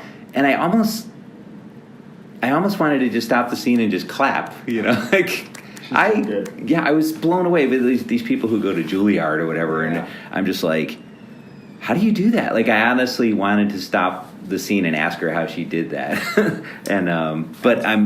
That's such a gift, because they give you this real emotion to play your silly improv lines off of, and so they get these wonderful stage actors, and in LA they get some big film actors sometimes to do it, and but to have that kind of full theatrical performance to play off of is such a gift, and it's really fun. I only do it once a month, but it's always fun. Adsit asked my girlfriend to do it a long time ago, but she couldn't. At the time, she couldn't do it. Oh, Adsit's as good at it as anyone I've seen. He's, as you know, Adsit's as great an actor as he is an improviser, and that's such a rare. He's one of the best actors I've ever improvised with, and so when he there's always he's giving as much a full performance as the actors are in those scenes, and that's such a joy to watch. And he was always great to work with in Chicago too, and and a guy who, in his own quiet way is always he just delivers exactly what's needed in a scene. Like at 30 Rock, like there would be times where he would just hang back and he would make the scene better by just playing it very real and very, grounded. And I always admired that so much, that he's a true ensemble guy, Yeah. I interrupted your routine of your day. So I'm sorry. You come in, you do a pitch, and then you do like another...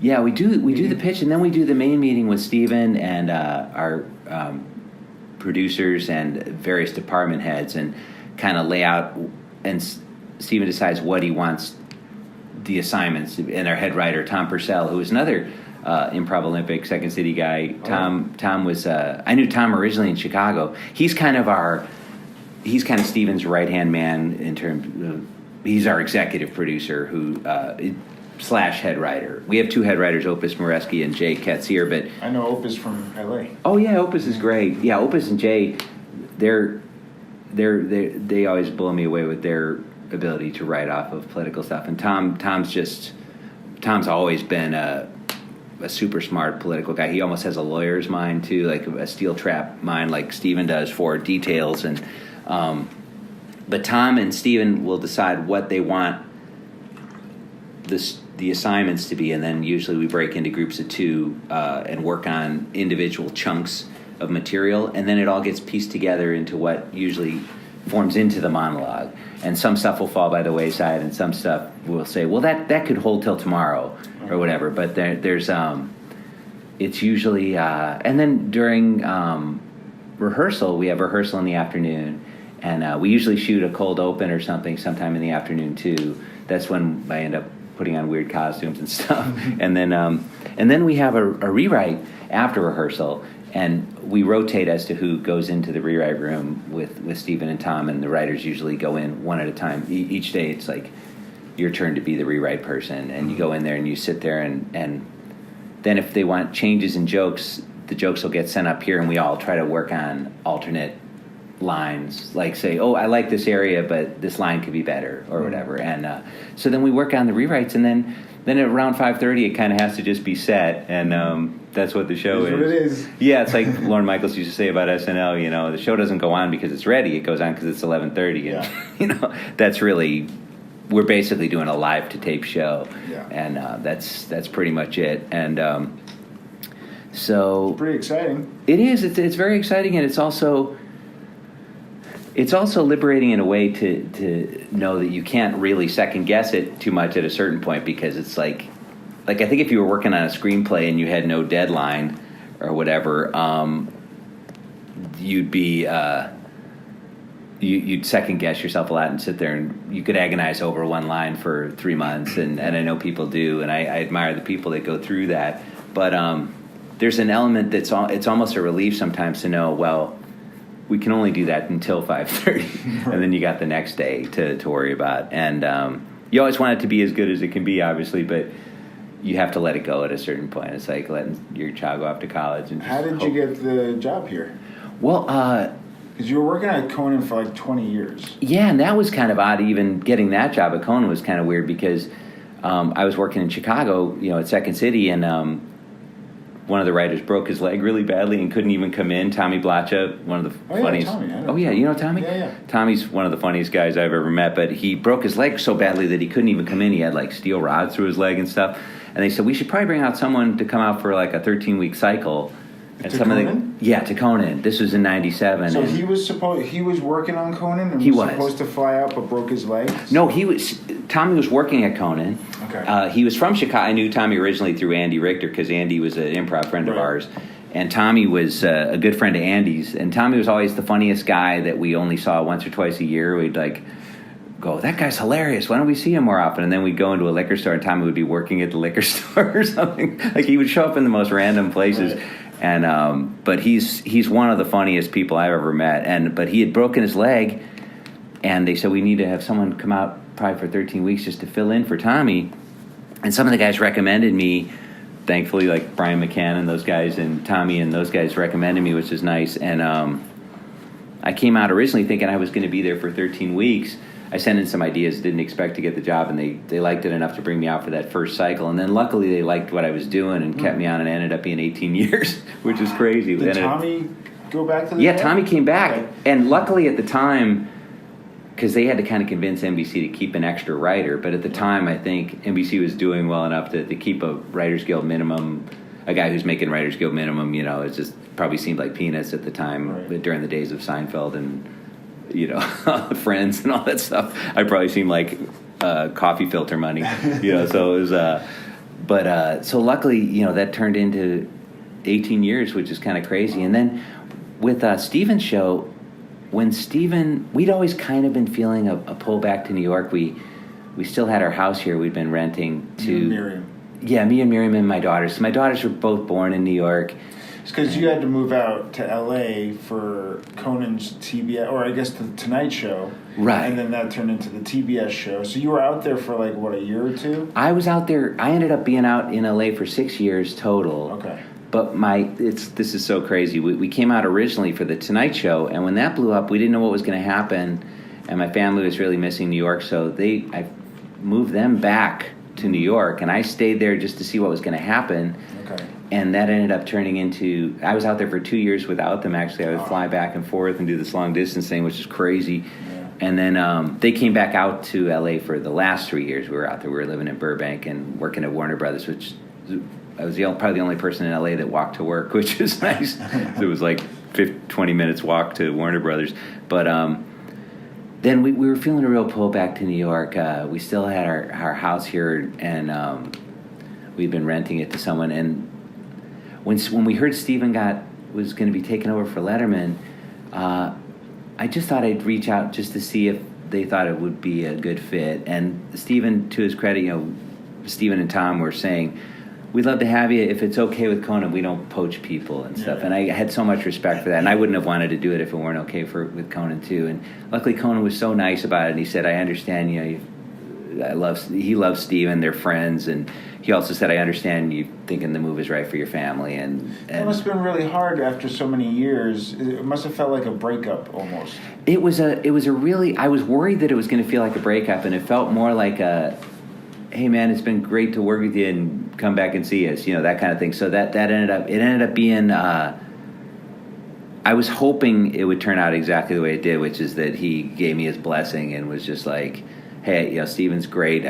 We're friends, and thanks for the work you've done. And I understand if I thought it was right for my family to move back, I'd do the same thing. And so he couldn't have been nicer about it. And Stephen was I respect the way, Stephen and Tom wanted it to be okay with Conan, and I wouldn't have wanted it any other way. And so I'm grateful to everybody involved for the opportunity. And Stephen is just a guy I'd always admired and wanted to work with in some way at some point. The rapport was one of those things where I remember one time I'd gotten a call asking about submitting to the rapport, and I loved the show so much, but I was like, I don't think I could do that. I love what you guys do, but I don't think I could actually.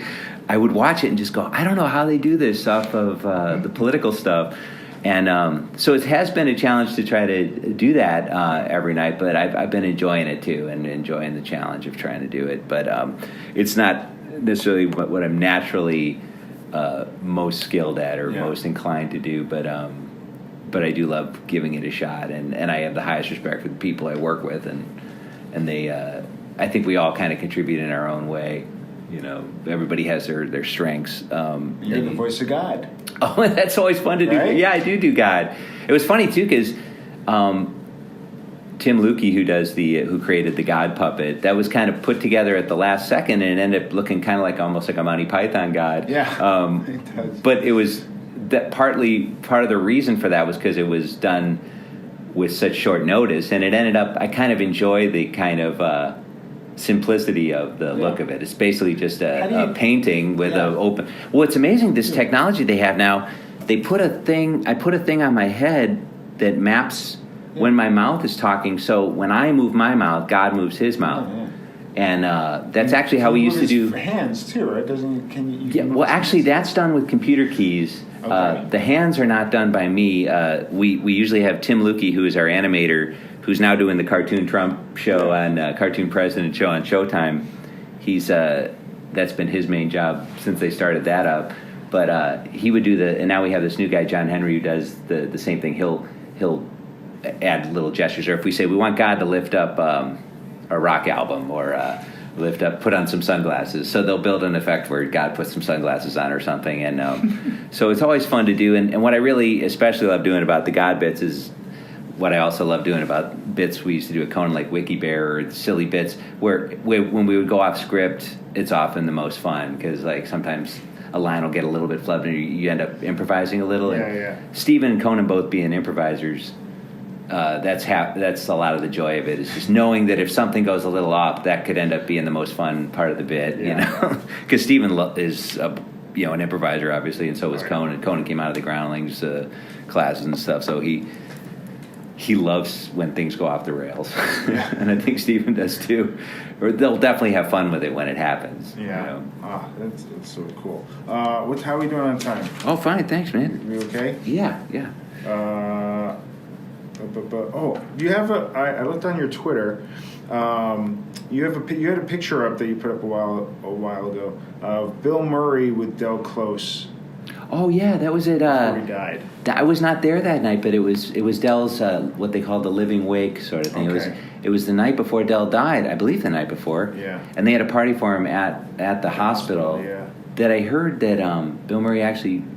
I heard that he actually paid for everything, like having a jazz band there and everything.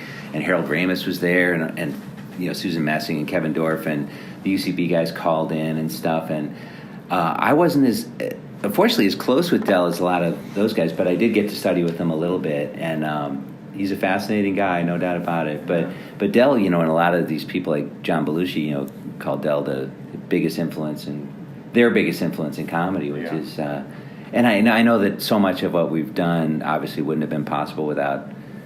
A lot of Del's ideas are taken for granted now. The idea that you could send 10 people on stage with nothing planned and do something even coherent, let alone funny, must have seemed really radical when he first proposed it. But now everybody goes, well, of course you can do that. But, that was pretty... And the idea of doing improv, not to develop material necessarily, but to just do it as an end in itself, as you know, that was the big...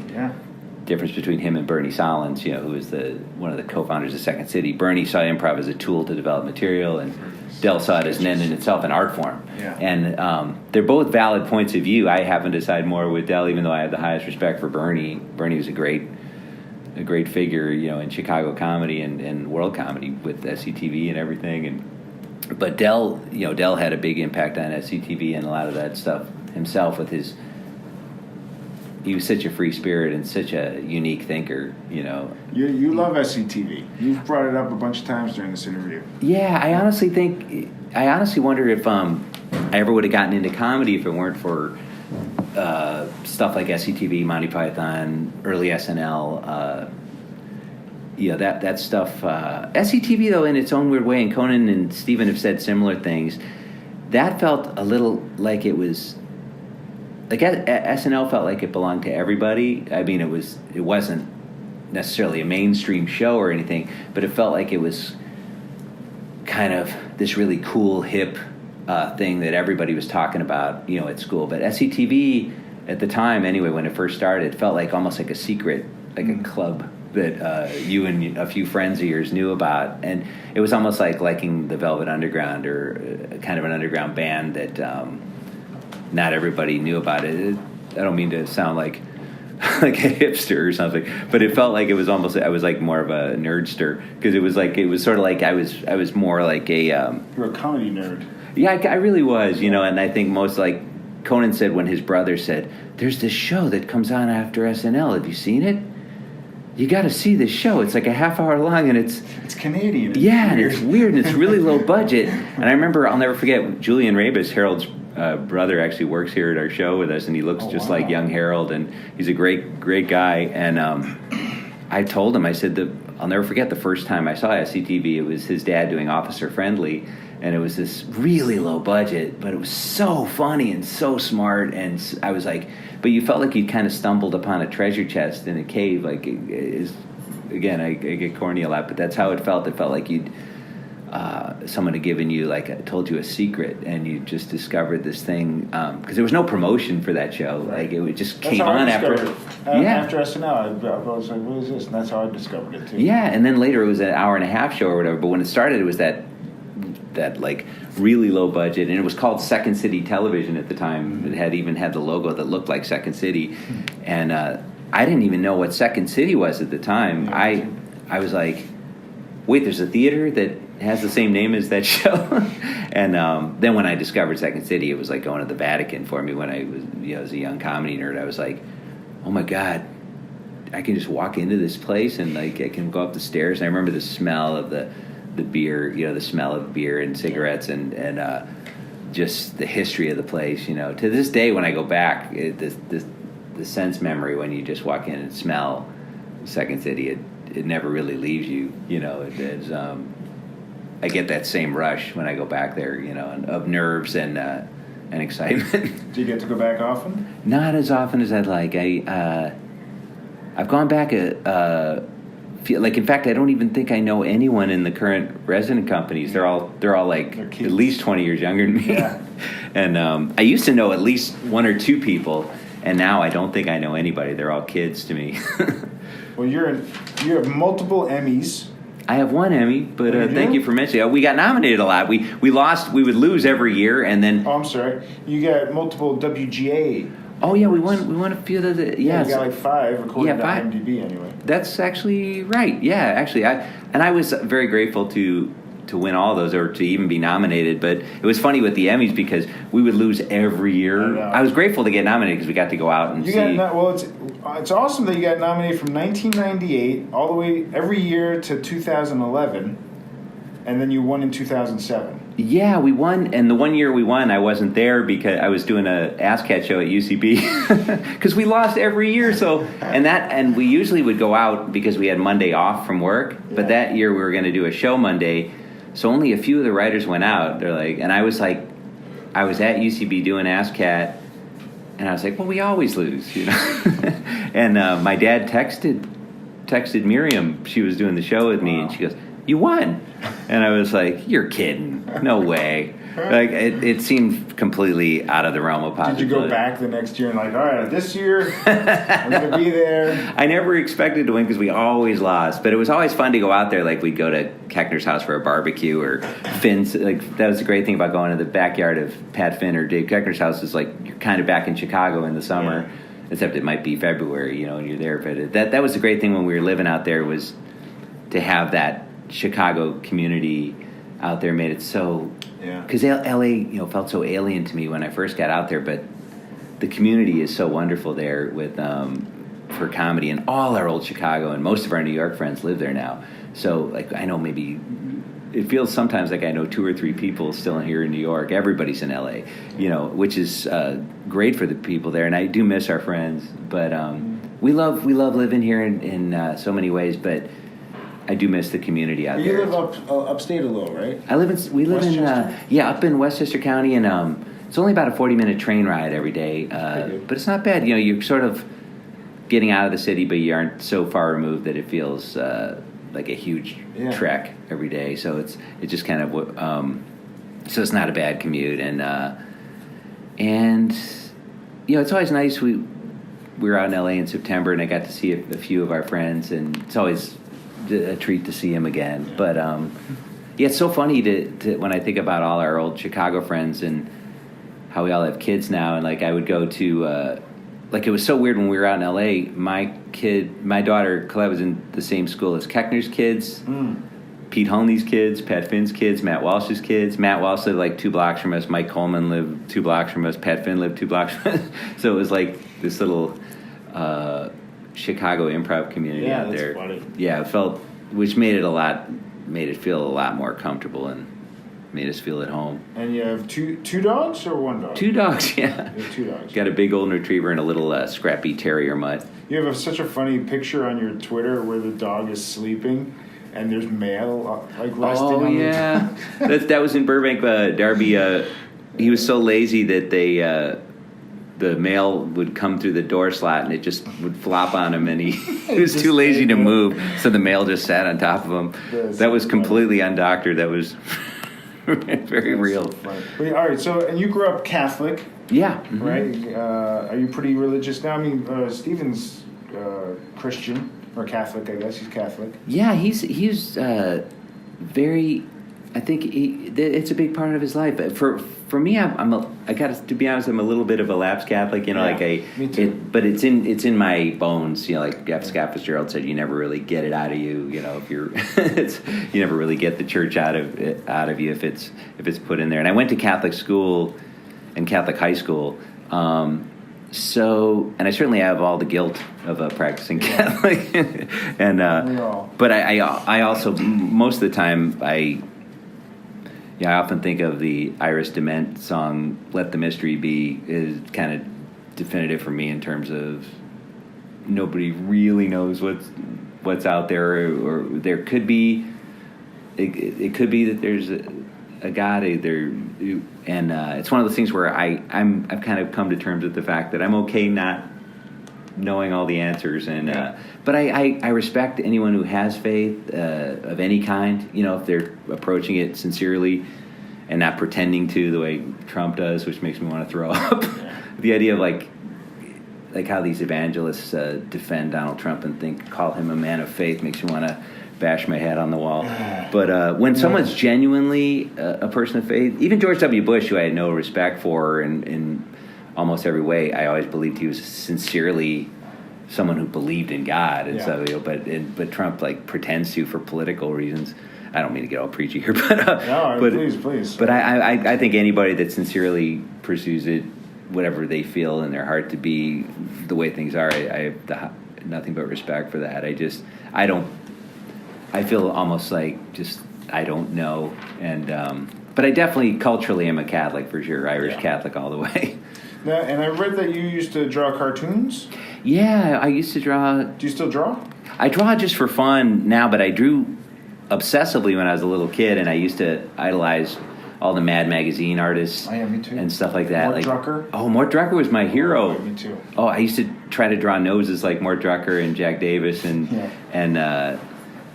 they were idols of mine. And I used to get Mad Magazine every month when I was a kid, and I drew cartoons for like the college paper and stuff like that. And it's funny, actually, the way I found out about the Arc Theater in Madison was I went into the Daily Cardinal to see if they needed a cartoonist because I had done some illustrations for the paper when I was in college, and I went into the University of Wisconsin, the Daily Cardinal, and Bill Cusack was sitting there, who's the brother of John Cusack and Joan Cusack. Oh, wow.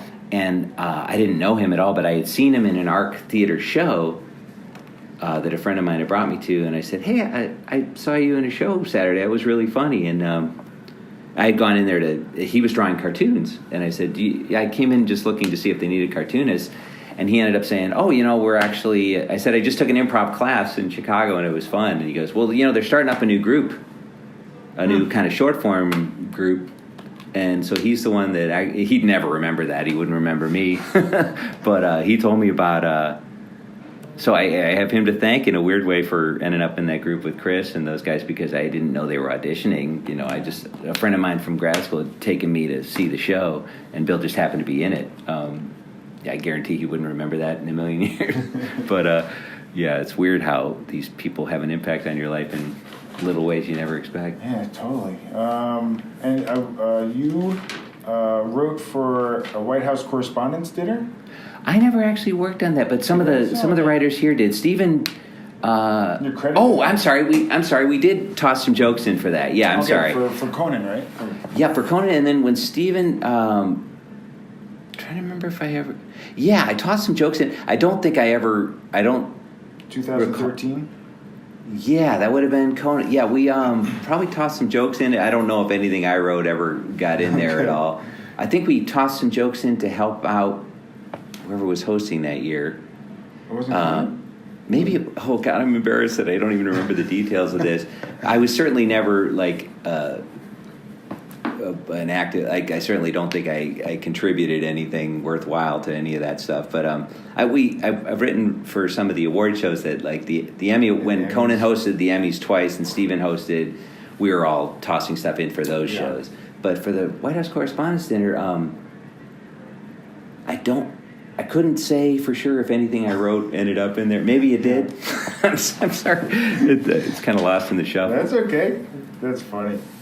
Yeah, you should. Yeah, it was on your IMDb. Oh yeah, then it's probably true. Probably true. I probably tossed like a joke or two in there at the most, and it probably wasn't used. They only print real things on IMDb. Yeah, it's usually pretty accurate, I think. Except for a while there, they cut 3 years off my age. They had me. Oh, right. Nice. I don't know who put it in that I was nice. born 3 years later, but I was like, I actually, and I didn't even know. But anyway, I appreciated it. So is one of your daughters in college now?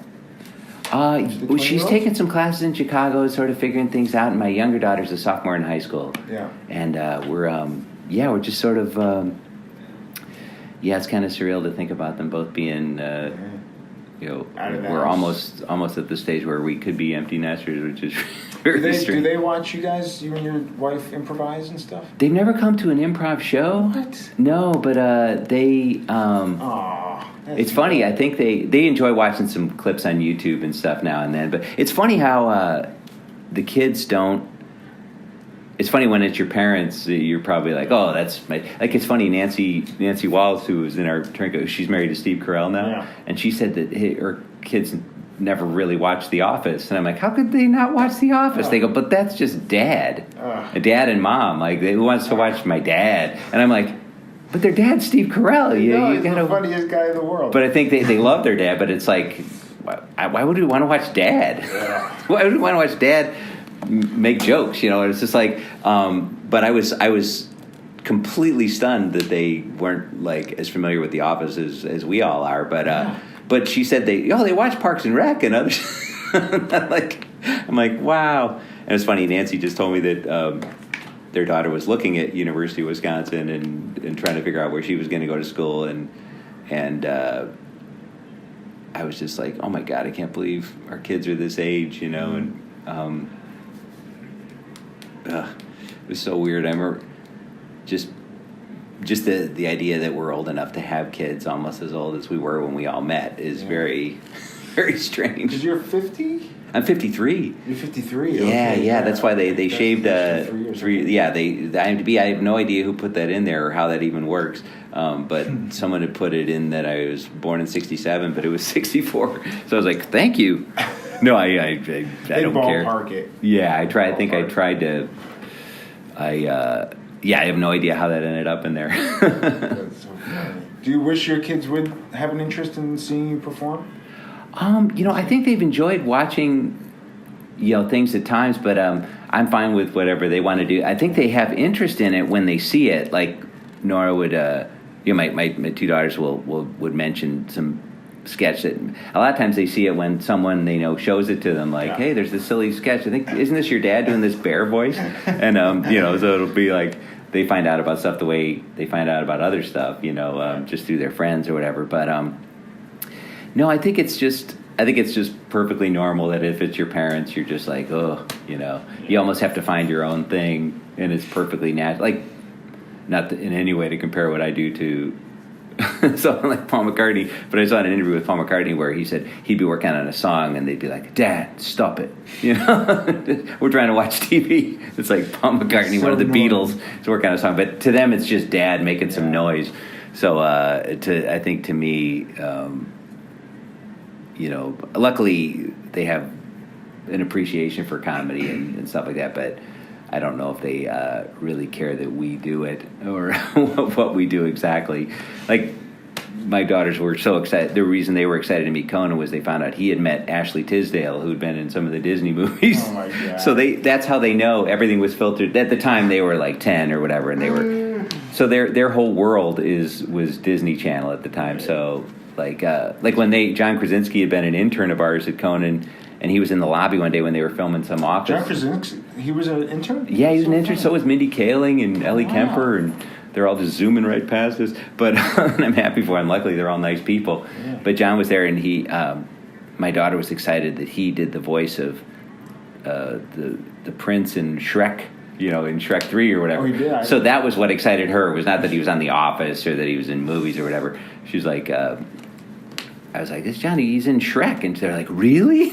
I mean, those are their Beatles or Stones. That's their priorities. Yeah, That's their priorities. exactly. Well, Brian, thank you so much for your time and talking with me. Thank you, AJ. It was my been pleasure, awesome. and it was great talk. I appreciate you asking. You're one of my favorite improvisers. Thanks, man. That means a lot. And I always enjoy seeing you live. Your kids don't know what they're missing. Thanks, man.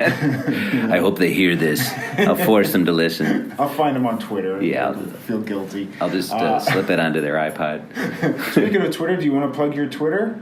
Oh, if anybody wants to check it out, it's just Brian Stack 153. The 153 means nothing. Okay. It was assigned to me when I was, I think, getting my something. It was some password. It was like assigned to me and randomly, and I was like, I'm so real tech savvy. So I was like, all right, I'll stick with that for life since I don't know how to change it.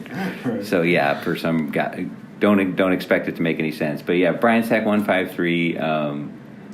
I'm on, if you want to That's check it, right? it out. You're not on Instagram or Facebook. I should get on Instagram, but I'm not. For years, I wasn't even on Twitter because I didn't even understand. I'm like so out of it. And but I left Facebook a few years ago, and I wanted to stay in touch with my friends, so I ended up getting onto Twitter. And now I have an addictive personality, so now I check Twitter too much. But and I get enraged with all the Trump stuff. Me too. I do the same thing. Is that why you quit Facebook? You were on it too much? I think it was kind of like another drug. Not that I was on any drugs but beer, but that's a drug. I get the addictive personality stuff. Yeah, I'm compulsive in good and bad things. Like if I eat well for a while, I'll eat well for a few weeks, and then if I eat crap, I'll eat crap for a few weeks. Like I'm very habitual for good and bad. Yeah, stinks. All right, well, hey, man, thank you so much. Thank you, man. I Watch appreciate the it. show on CBS. Oh yeah, Monday through 11:35 Eastern. Yeah, I appreciate you wanting to talk. It was a lot of fun. Thank you. Thanks, man. Have a good day. You too. Thanks. And see you. There you go, folks. That was my talk with the great Brian Stack. Thank you again so much, Brian, for taking time out of your day to talk with me. It was really well worth the wait for me because it took a couple years to get that to happen. So I'm glad it did.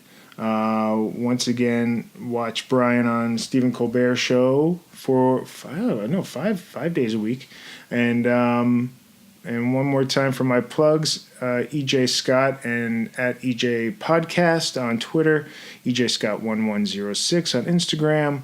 Running Blind documentary on iTunes, Google Play, Amazon.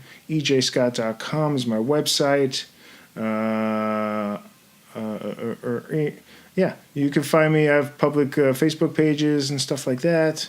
So lots going on. And subscribe on iTunes and iHeartRadio. Please give us a rating and a review.